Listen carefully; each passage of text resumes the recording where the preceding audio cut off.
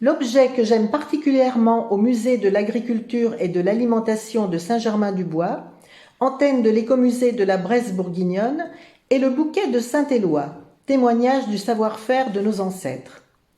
Il se situe dans l'entrée du musée, près de l'escalier qui dessert la forge et l'atelier du bourrelier.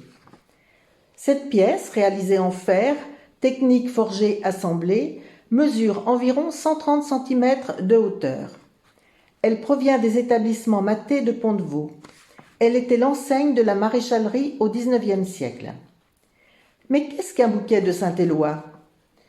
C'est le nom donné à la pièce réalisée par un maréchal ferrant lorsqu'il achevait son tour de France après son acceptation chez les compagnons.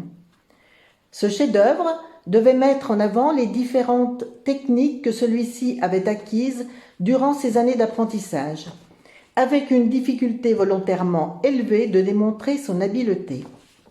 La pièce, visible au musée de Saint-Germain-du-Bois, incorpore des fers à cheval, des sabots d'âne, de mulets, de poneys, de bœufs de trait ou autres vaches savantes. Tous ces éléments sont disposés de façon harmonieuse, superposés, soudés, rivetés, le tout surmonté de l'effigie de Saint-Éloi, saint patron de la profession. Ce dernier, évêque de Noyon dans l'Oise, était orfèvre et monnayeur. Il eut une fonction de ministre des Finances auprès de Dagobert Ier.